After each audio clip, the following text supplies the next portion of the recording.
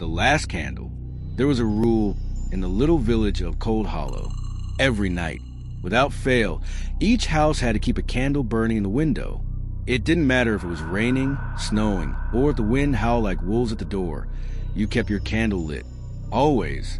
Nobody explained why to newcomers. They just told them, "Don't let your candle go out. Not ever." When David Simmons moved into town, he didn't believe in small-town ghost stories. He was a city man, logical, tough, with a head full of facts and no time for foolishness. The first night in his old, creaky house, a neighbor, Mrs. Harlow, knocked at his door just before dark. She was hunched, with thin white hair and eyes sharp like needles. "Here," she said, handing him a thick white candle and a box of matches. "You'll want this." David smiled politely, but didn't take it. "I have electricity," he said. Mrs. Harlow's face darkened. "It's not for light. It's for them." David laughed about it later, while he unpacked boxes. Superstitious nonsense, he thought. But when night fell and the village houses blinked to life, each with a single glowing candle in the front window, he felt a strange chill climb his spine. Still, he didn't light one. The first night passed quietly, except for a scratching sound on the outside walls. Probably just tree branches, he told himself, turning up the TV to drown it out. The second night, things got worse. Around midnight, the lights flickered. In the flash of darkness, he thought he saw something press against the window. A thin face, too long, too pale, grinning with a mouth full of sharp teeth. When the lights came back, there was nothing there. No footprints in the frost. No sign anyone had ever been there. He didn't sleep. On the third night, as soon as the sun dipped behind the trees, the scratching came back, this time louder, more desperate, then a tapping, like bony fingers knocking at the glass. Tap, tap, tap. David finally gave in. He grabbed the untouched candle and lit it, placing it in the front window like everyone else. The tapping stopped immediately. The house settled into silence so deep he could hear his own heart thudding. He kept the candle burning all night. The next morning, Mrs. Harlow stood on his porch, nodding approvingly. "You'll last now," she said. David, shaken, asked, "What happens if it goes out?" She looked him dead in the eyes and whispered, "Then they come in." That night, he sat by the candle like a guard at a prison gate. He watched the tiny flame flicker against the glass. Somewhere out in the woods, something moved, dark shapes pacing the tree line, just out of sight. The wind rose, the house groaned, the candle's flame shivered and danced. David leaned closer, shielding it with his hands. He heard them whispering outside, scratching, laughing. If the candle went out, he knew he would see them, and once you saw them, they never let you go. In the dead of night, the flame burned lower and lower, the end for rent. The sign outside the boarding house was a faded, crooked thing. Room for rent, $100 a month. First month free. Jack Miller thought it was a dream come true. He was broke, desperate, and new to town.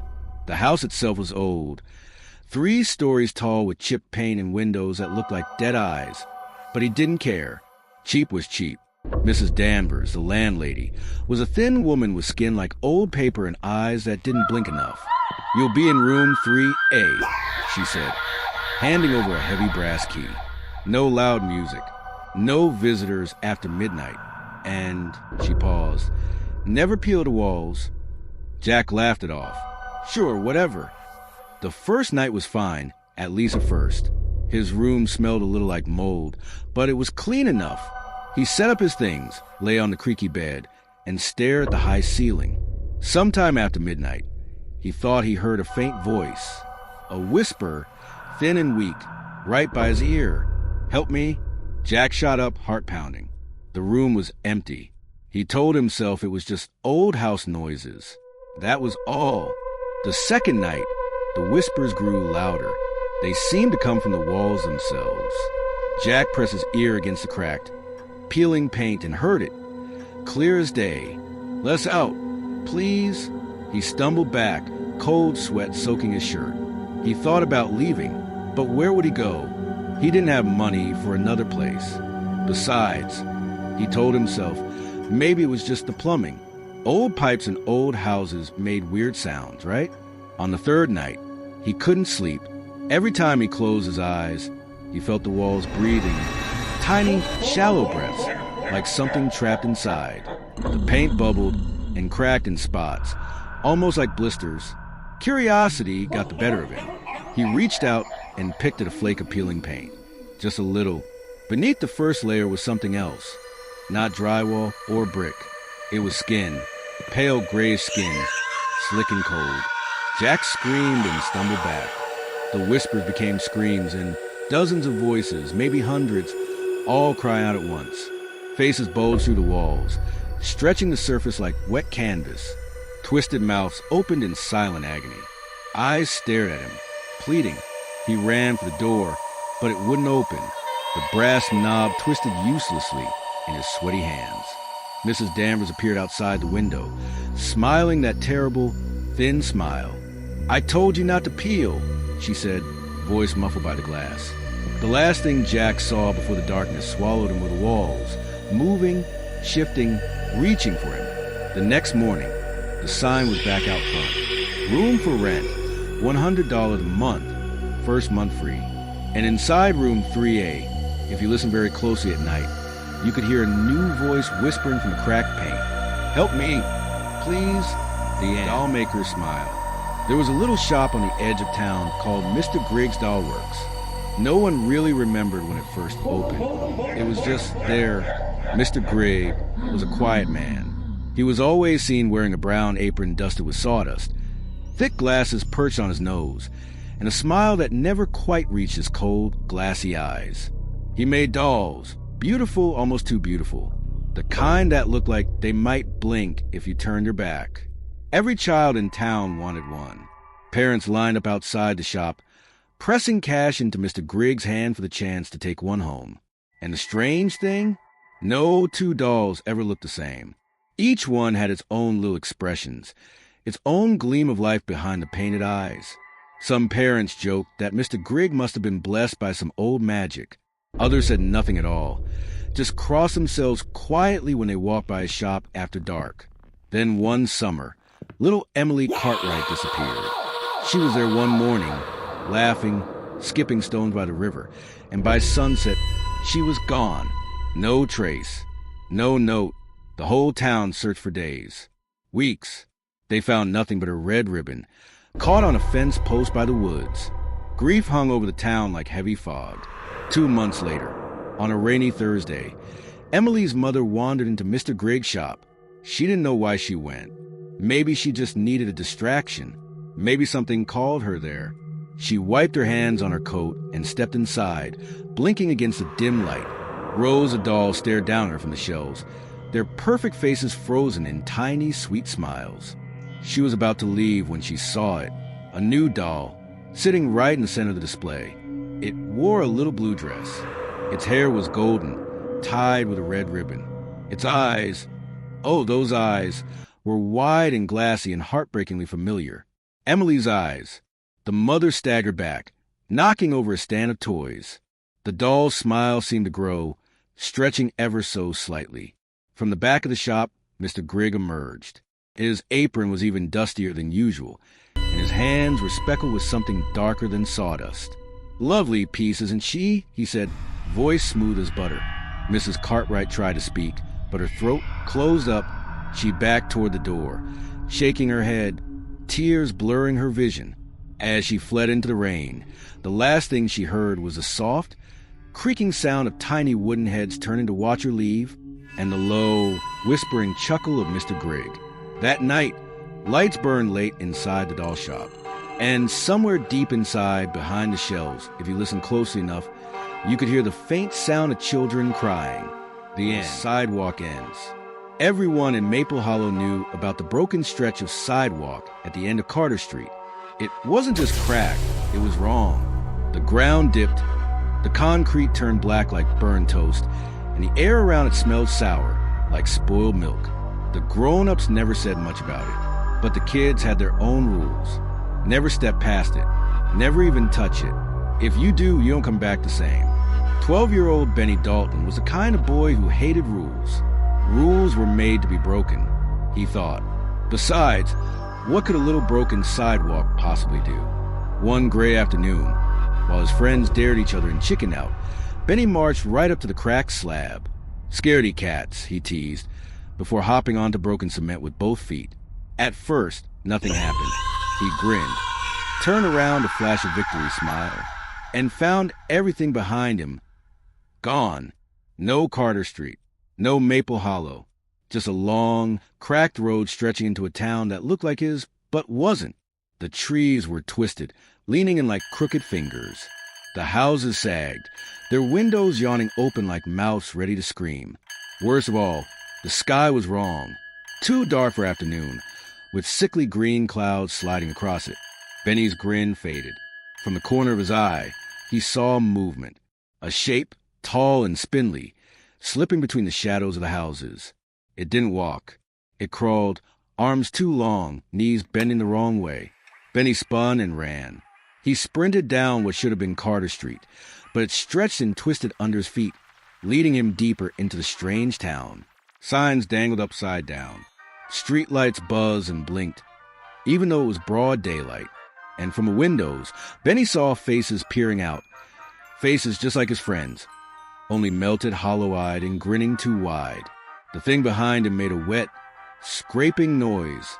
He didn't dare look back. At the end of the street, Benny spotted the sidewalk. His sidewalk, the one he had crossed before. If he could just reach it, the thing shrieked behind him. A high, splintering sound that rattled his bones.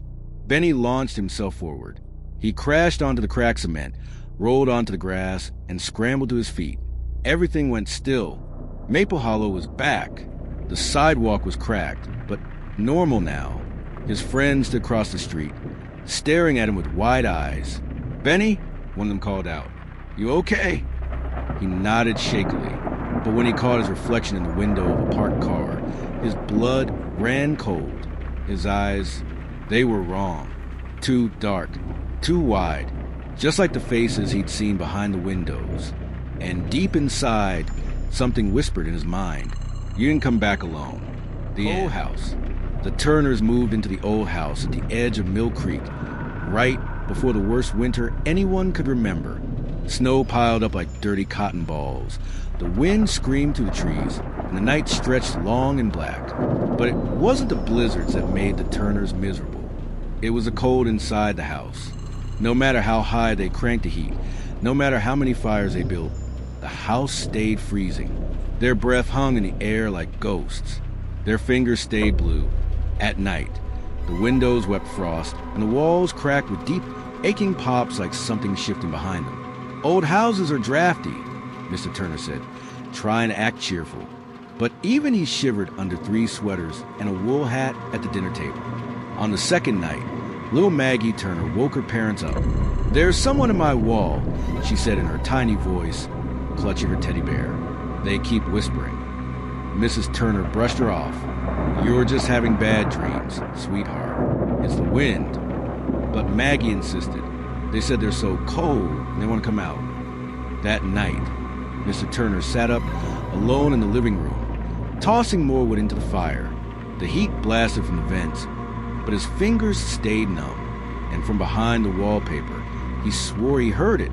Soft voices, begging, weeping, "Let us out." He stood up, hard hammering.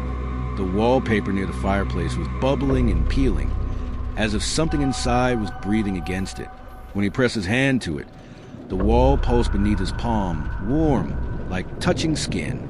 The next morning, the Turners found claw marks on the inside of Maggie's closet door. Long, deep gouges, as if something trapped inside had been scratching to get out. Mrs. Turner packed the suitcases, while Mr. Turner called the real estate agent, demanding answers. The agent hesitated. There was a tragedy, he finally admitted. Years ago, a terrible winter storm buried the old house. The family inside froze to death before help could reach them. They were found huddled together behind the walls. They had tunneled through the house, trying to stay warm, lost and desperate. They had never really left.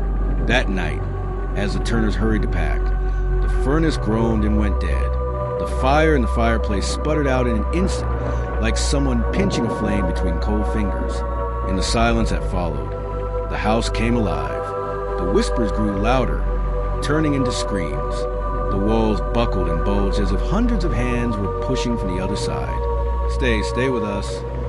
Don't leave us alone. So cold, so cold. The last thing Mr. Turner saw before the living room light flickered out was Maggie standing by the wall, reaching her little hand toward the peeling wallpaper, smiling. The Reflection Shack. They told stories about it in Ashford, the little town nobody visited unless they had a reason to. Deep in the woods, past the dead trees and the dried-up creek, there was a shack. It wasn't much, just 4 sagging walls, a roof covered in moss, and a door that hung off one hinge like a broken jaw. Inside the shack, there was only one thing. A mirror.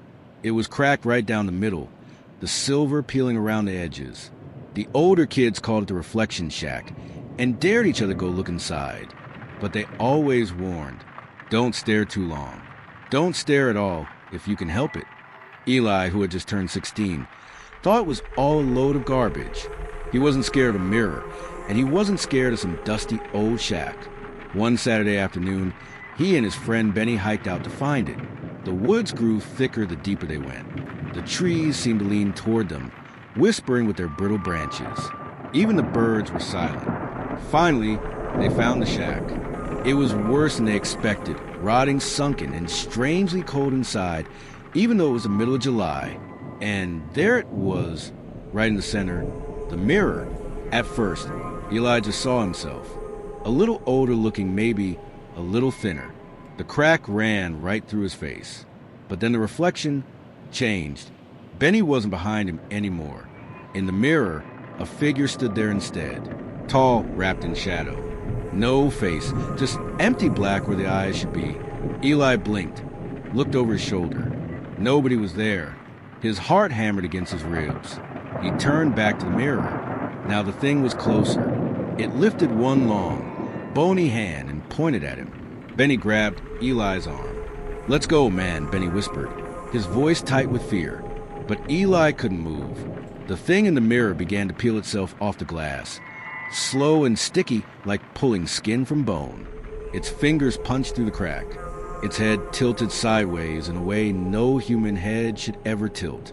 "Run," Benny shouted, yanking Eli backward. The mirror shattered with a sound like a woman screaming. Shards rained down, and something clawed at Eli's jacket. They bolted from the shack, crashing through the trees, tripping over roots, until the woods finally spat them out onto the dirt road. Only when they stopped, gasping for breath, did Eli dare to look back. There was no shack, only the trees, thick, dark, and waiting. But when Eli got home, he saw it. In every mirror, every window, every puddle, there it was, the shadow, standing behind him. And every day since, it's gotten just a little bit closer. The telephone line. There was only one payphone left in Braywood, sitting lonely and forgotten at the edge of town. It was rusted, the glass cracked, and the receiver hung limp like a broken arm. Nobody used it anymore, not since cell phones became as common as pockets. But every night, at exactly midnight, it rang. Not once, not twice, but 3 long, dragging rings. Most folks in Braywood knew better than to pick it up. They told their kids to stay away, told stories about it over beers at the local bar. Said it was just one of those weird town things, like the way the river sometimes ran backward after a storm. But Mason had always been curious, too curious. On a hot, sticky July night, with nothing better to do, Mason drove out to the edge of town. The field stretched wide and black around him, the air heavy and still. At 11:59, he stood by the payphone, hands shoved in his pockets, heart thumping a little too fast. At 12 o'clock, the phone rang. 3 long, bone-deep rings. Mason hesitated, then lifted the receiver to his ear. At first, there was only static. Then a voice, soft and broken. "Mason, it's Dad." Mason's stomach twisted. His father had died 3 years ago. Cancer had eaten him alive. He remembered holding his hand in the hospital, the machines beeping slower and slower until they just stopped. Now that voice, So familiar, so real, crackled in his ear. I miss you, son. I need your help. Come find me. Mason's hand trembled. He wanted to believe it. Oh, God, he wanted to. But something was off. The way the voice dragged out certain words. The strange wet sound in the background, like breathing through water. He almost dropped the phone when he heard it. The second voice, low and hungry, whispering just beneath the surface. Come closer. Mason slammed the receiver back onto the hook and stumbled away. The phone kept ringing, and ringing, and ringing. He ran to his car, heart hammering against his ribs, and didn't stop driving until he was safely back in town, surrounded by the living. That night, he barely slept. At 12 o'clock sharp, his cell phone buzzed on the nightstand. Unknown number. He didn't answer, but from the darkness outside his window, Mason thought he heard it. The faint, tinny ring of a payphone, calling him back. The end. Harvest night. Every year when the leaves turned orange and the jack-o'-lanterns flickered on doorsteps, the town of Wayne's Corner prepared for harvest night.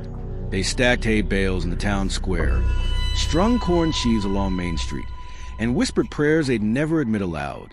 But the real tradition happened in the fields. On Halloween, exactly at midnight, one child would vanish. No footprints, no clues, just an empty patch of churned soil where the corn grew tallest. They said it was the price Wayne's Corner paid to keep the harvest rich. 17-year-old Maya and her friends Eli, Tara, and Jonah refused to believe it. That year, they sneaked into the cornfields under a full moon, armed with flashlights and bravado. At the edge of the field, Maya found a worn wooden scarecrow, its smile carved too wide. Eli shivered as the stalks rustled, though no wind blew. Over here, Tara whispered, pointing to a circle of turned earth.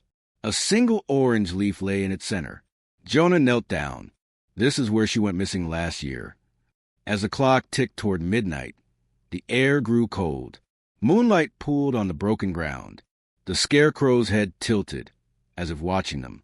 Maya shouted into the stalks, "We don't want your sacrifices." Her voice cracked. "Leave our town alone." Silence answered, then a low, rumbling growl from far inside the field. The friends turned and ran, but the rows stretched longer, twisting beneath their feet. They found themselves back at the scarecrow, its carved eyes dripping sap like tears. The ground beneath it cracked open, revealing a pit of writhing roots and dark shapes. A voice rose from the pit. "Hollow, ancient, hungry. The bargain is sealed." It hissed. "Your fear feeds me. You cannot bargain now." Maya tried to scramble backward, but a thick vine shot up and wrapped around Jonah's ankle. He screamed, and the pit swallowed him in one gulp of black soil. Tara and Eli kicked and pulled vines off themselves, stumbling toward the field's edge.